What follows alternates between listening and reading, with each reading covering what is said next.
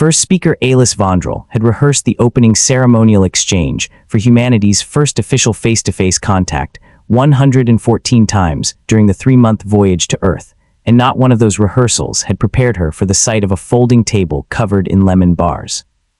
The Cetran delegation's shuttle had touched down 40 minutes earlier at what their briefing materials described as Designated Contact Site Alpha, a location the Joint Earth-Cetran Diplomatic Committee had spent the better part of a year selecting and preparing according to protocols both species had painstakingly negotiated across months of preliminary orbital communication. Vondrel had expected, based on those protocols, a formal reception hall, a precisely choreographed greeting delegation, and the exact, careful silence that Cetran's ceremonial tradition required during the critical first 90 seconds of any historic diplomatic encounter. What she found instead, stepping down the shuttle's ramp into the mild afternoon air of a small town called Millbrook Junction, was a community-centered gymnasium decorated with hand-painted welcome banners, several dozen folding chairs arranged in loose, informal clusters rather than the precise ceremonial rows her briefing had specified, and dominating the room's far wall, a long table absolutely covered in what she would later learn were called potluck dishes. "Oh, they're here," called a voice from somewhere near that table, warm and considerably more casual than any tone Vondrel's extensive protocol training had prepared her to receive during a moment of such civilizational significance. "Everybody, they're here. Someone go tell Harold to turn off the popcorn machine. It's too loud to hear anything over." The confusion Vondrel would learn over the following several hours had begun 3 days earlier, when the official Earth diplomatic delegation, delayed by a mechanical failure on their transport aircraft, and a subsequent weather system that had grounded replacement flights across the entire region, found themselves unable to reach Designated Contact Site Alpha in time for the Cetran delegation's scheduled arrival. Rather than delay the historic meeting entirely, a decision that risked violating the carefully negotiated arrival window both species had spent months establishing, Earth's diplomatic corps had made an emergency decision. Allow the meeting to proceed at the designated site, coordinated locally by the Millbrook Junction Community Liaison Team, who had, for the past several months, been quietly handling the mundane logistics of preparing the physical location, entirely unaware that they would ever be asked to do considerably more than set up chairs and manage parking. Ruth Callahan, the 63-year-old retired schoolteacher who had volunteered to coordinate those logistics, found herself, with less than 6 hours' notice, suddenly responsible for humanity's first official face-to-face contact with an alien civilization. "I want to be very clear," she'd told the frantic diplomatic liaison who called her with the news, "that I have absolutely no training for this. I organized the county fair setup committee for 11 years. That is the entirety of my relevant qualification." "You'll do fine, Mrs. Callahan," the liaison had said, with the particular strained optimism of someone who had run out of better options. "Just keep things running smoothly, make sure the site is presentable, and follow the protocol document we sent over. The real delegation will arrive by tomorrow morning at the latest. You just need to hold things together for one evening." Ruth had read the protocol document twice, understood perhaps a third of its dense diplomatic terminology, and then done the only thing that had ever reliably worked for her across 4 decades of managing everything from unruly classrooms to disorganized community events. She called the people she trusted, explained the situation as plainly as she could, and asked for help. The response, once word spread through Millbrook Junction that their small town had somehow become responsible for humanity's first face-to-face meeting with an alien species, was immediate and, in its own chaotic way, remarkably thorough. Deb Hostetler arrived within the hour with 3 casserole dishes and a determination to make sure nobody, human or otherwise, went hungry on her watch.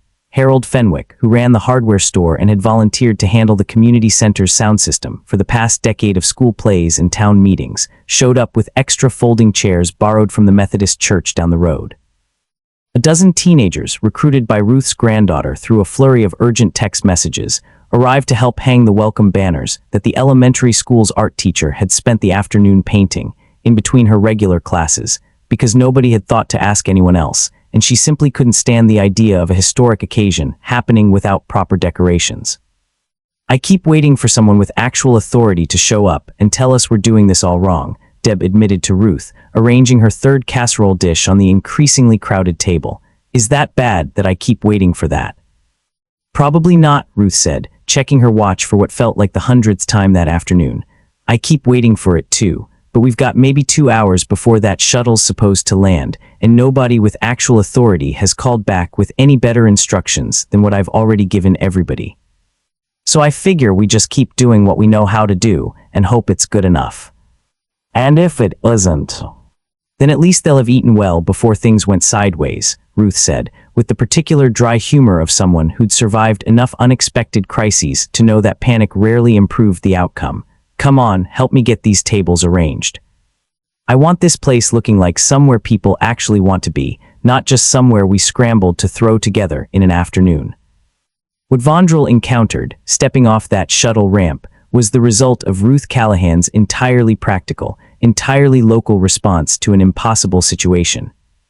A community center prepared not according to the precise ceremonial specifications of an official diplomatic protocol document nobody present had time to fully absorb, but according to the only standard Ruth and her neighbors genuinely knew how to meet, which was making sure nobody who walked through their doors went hungry or felt unwelcome. You must be the folks we've been waiting on, Ruth said, approaching the stunned Cetran delegation with the same brisk, welcoming confidence she'd once used to greet nervous parents on the first day of school.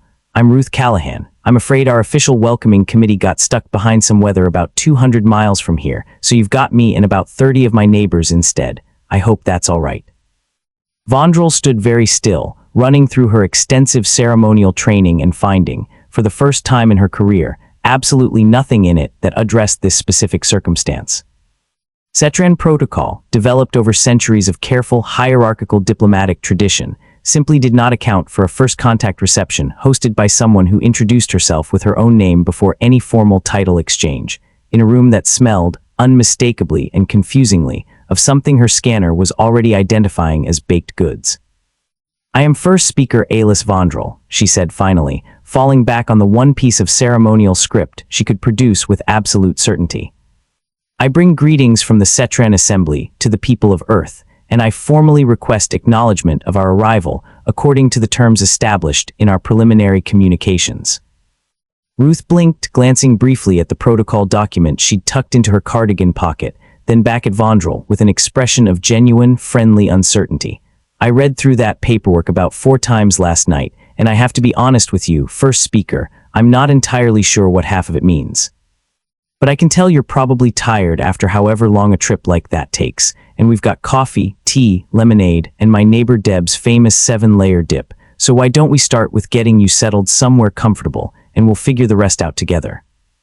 The Cetran delegation's second-in-command, a rigid, precise diplomat named Corin Vash, pulled Vondrel aside within minutes of that exchange, his expression carrying the particular alarm of someone watching centuries of careful protocol dissolve in real time. First Speaker, this is unacceptable, he said, keeping his voice low despite the general noise of the gathering room around them. The formal greeting sequence has not been observed. There has been no ceremonial gift exchange. There has been no designated silence period. This woman has not even confirmed her diplomatic rank before addressing you directly. I recommend we return to the shuttle immediately and request a formal rescheduling once Earth's actual diplomatic delegation is available. Vondrel considered his recommendation carefully, watching Ruth Callahan across the room, currently helping an elderly man in overalls arrange folding chairs into something resembling organized rows, while simultaneously directing 2 teenagers toward what appeared to be a malfunctioning popcorn machine. I understand your concern, Ambassador Vash, she said slowly, and under normal circumstances I would share it entirely, but I find myself curious about something. Every protocol we've spent months negotiating was designed to prevent misunderstanding, to ensure both species approach this historic moment with appropriate gravity and mutual respect. I do not see disrespect in this room. I see considerable, if disorganized, effort to make us feel welcome, made by people who were given almost no warning and no formal training for what they've been asked to do. That does not make it appropriate, First Speaker. Perhaps not by the letter of our protocol document, Vondrel said. I find myself wondering, however, whether the letter of that document was ever truly the point, or whether it was simply the closest approximation our 2 species could manage from a great distance of something considerably harder to formally specify. I would like to observe further before making a final judgment, Ambassador. I do not believe we are in any danger here. I believe we may simply be somewhere unexpected. Vash did not look convinced, and spent the following hour trailing several careful steps behind Vondrel, cataloging what he clearly regarded as an escalating series of protocol violations, with the meticulous, mounting alarm of a man watching his entire professional framework dissolve in real time. He noted, with visible distress, that no one had offered a formal seating arrangement based on diplomatic rank. He noted that several attendees had approached the delegation directly, without first requesting permission through any recognized channel. He noted, with what could only be described as genuine horror, that someone had brought a dog.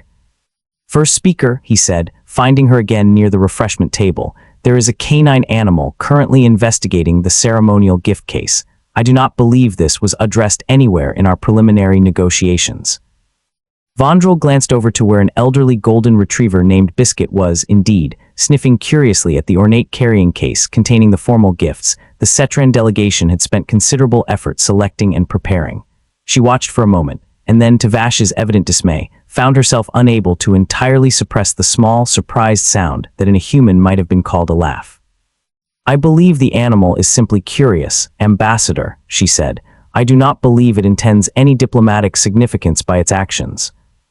"With respect, First Speaker, I am finding it increasingly difficult to determine what does and does not carry diplomatic significance in this particular setting. Welcome to the feeling I have been experiencing for the better part of an hour, Ambassador Vash," Vondrel said. "I confess I am finding it considerably less distressing than I expected to." The unexpected continued for the better part of the evening, as Vondrel found herself gradually, almost helplessly, drawn into a gathering that bore no resemblance whatsoever to the careful ceremonial exchange her training had prepared her for, and yet seemed, with each passing hour, to be accomplishing something her training had never quite articulated as a goal in its own right. An elderly woman named Deb Hostetler, whose 7-layer dip had been mentioned with particular reverence by several other attendees throughout the evening, approached Vondrel directly during a lull in the general activity, carrying a small plate loaded with what she explained, patiently and without any apparent awareness that she was addressing the highest-ranking diplomat in Cetran civilization, were called lemon bars. "You look like you could use something to eat, honey," Deb said, offering the plate with the same unhesitating warmth she might have shown a new neighbor moving in down the street. "I don't know what you folks eat up there, but these have got me through every rough day I've ever had, so I figured they were worth a try." Vondrel stared at the plate for a long moment, aware of Ambassador Vash watching from across the room with an expression of barely concealed horror, aware that nothing in centuries of Cetran diplomatic tradition had prepared her for the specific question of whether accepting an unscheduled offering of baked goods from an unranked civilian constituted a ceremonial gift exchange, a breach of protocol, or something else entirely that her culture simply didn't have adequate language for. She accepted the lemon bar anyway, mostly, she would admit to herself later, out of simple curiosity rather than any calculated diplomatic strategy. It was, she discovered, extremely good. "This is remarkable," she said, with genuine and unguarded surprise that briefly cracked through her carefully maintained diplomatic composure. "I did not expect this."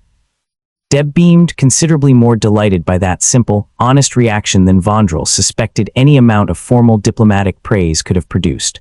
"Well, I'm glad you like it. Family recipe, goes back 4 generations. My great-grandmother used to say the secret was not skimping on the lemon, no matter what the recipe card says.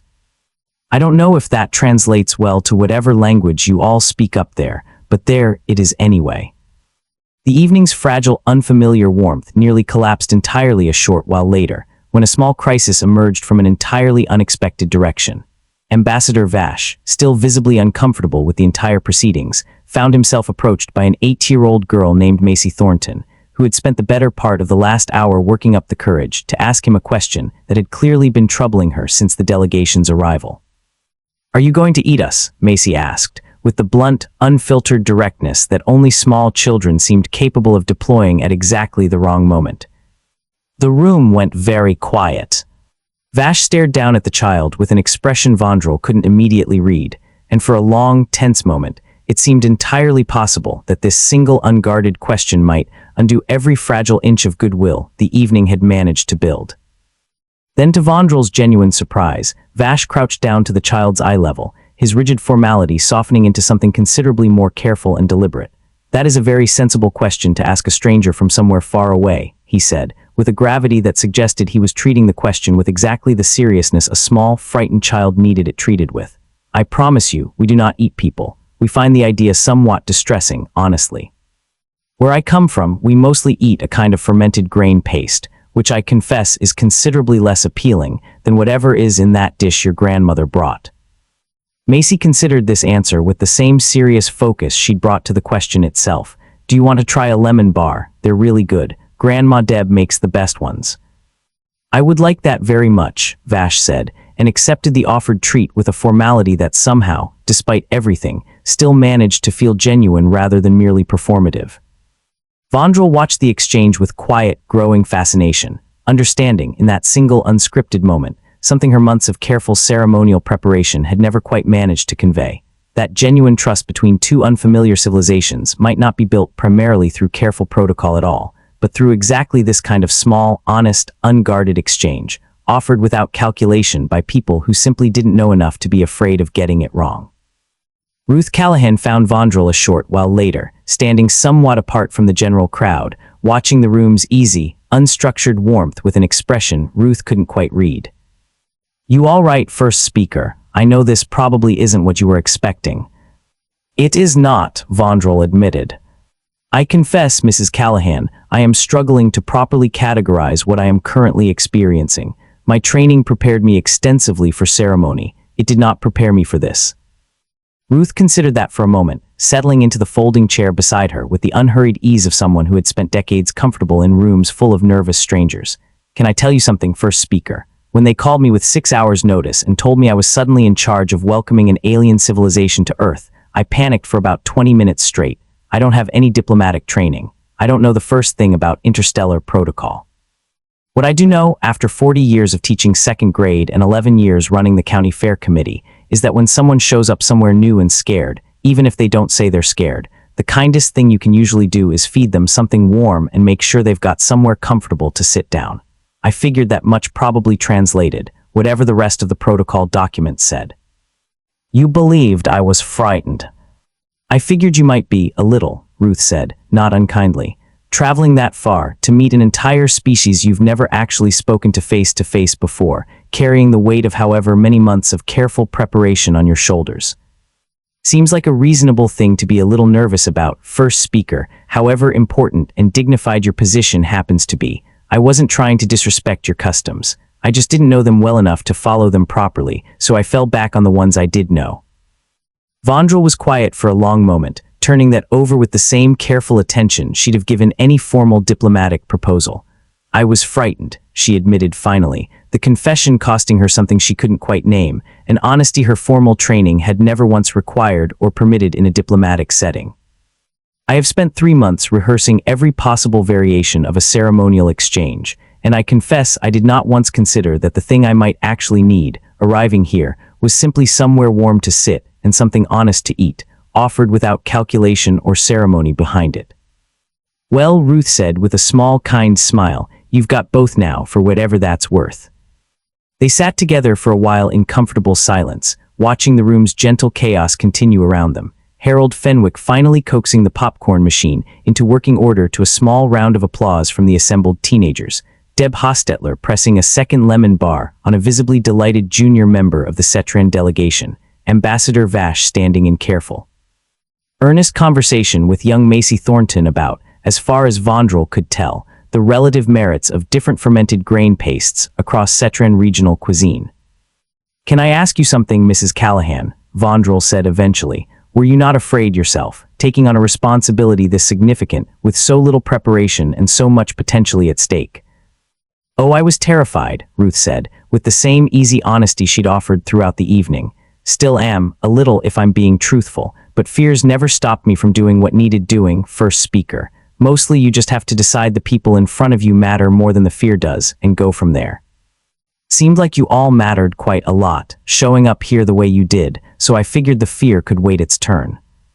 The formal diplomatic delegation arrived early the following morning, considerably more polished and precisely prepared than Ruth Callahan's improvised welcome had managed, and Vondrel found herself, in the transition between the two receptions, experiencing something she hadn't fully anticipated, a genuine, unexpected reluctance to let the previous evening's warmth simply be filed away as an unfortunate procedural irregularity. First speaker, the lead human diplomat said, once formal introductions had concluded, I want to offer my sincere apologies for the confusion yesterday. I understand the reception fell considerably short of the protocol we'd carefully established together. I assure you, today's proceedings will properly reflect the significance of this historic occasion. Vondrel considered her response carefully, aware of Ambassador Vash watching with evident anticipation, expecting, she suspected, a formal complaint that would finally validate his concerns from the previous evening. I appreciate your apology, Ambassador, she said instead, but I want to be clear about something before we proceed further. Yesterday's reception did not fall short of anything. Succeeded at something I did not fully understand our carefully negotiated protocols were actually meant to accomplish, until I experienced it firsthand. She paused, gathering her thoughts with the same careful precision she brought to every formal diplomatic statement, though the content of this one departed considerably from anything in her prepared remarks. I would like to formally request that some element of yesterday's reception be preserved in our ongoing diplomatic relationship. Not as a replacement for appropriate ceremony, which I understand carries genuine significance for both our species, but as a supplement to it. I do not believe I have ever, in my entire career, felt as genuinely welcomed anywhere as I did in that community gathering hall, surrounded by people who had no formal training for what they were doing, and who chose, in the absence of that training, simply to be honestly, unguardedly kind. The lead human diplomat exchanged a startled glance with her own staff, clearly not having anticipated this particular direction from the meeting. First speaker, I want to make sure I understand your request correctly. You're asking that informal, community-hosted gatherings become a formal part of our ongoing diplomatic protocol. I am asking that Ruth Callahan and her neighbors be formally recognized for what they accomplished yesterday, with no training and almost no warning, Vondrel said. And I am asking that whatever quality allowed them to accomplish it, warmth offered without calculation, kindness extended without expectation of formal reciprocity, be considered, in some capacity, worth preserving as we build whatever comes next between our two peoples. I do not know precisely how to formalize that request within your protocol structures. I only know that I experienced something yesterday that our own centuries of careful ceremony have never quite managed to produce, and I am not willing to let it be forgotten simply because it arrived in an unexpected form. Ambassador Vash, standing quietly at the edge of the formal proceedings, found himself unexpectedly called upon when the lead human diplomat turned to him directly, perhaps hoping for a more conventional, easily categorized perspective on the matter. Ambassador Vash, you were present throughout yesterday's reception. I understand you had some initial concerns about the departure from established protocol. Do you share the first speaker's assessment? Vash was quiet for a long moment, and Vondrel watched him with genuine curiosity, uncertain which way his careful, methodical mind would ultimately land on a question that had, by his own admission, troubled him considerably throughout the previous evening. I had significant concerns, yes, he said finally. I want to be honest about that for the historical record. I believed quite strongly that the departure from protocol represented a genuine risk to the dignity and significance of this occasion. He paused, glancing briefly toward where Ruth Callahan stood near the refreshment table, currently helping arrange a fresh tray of pastries with the same unhurried care she'd shown the previous evening.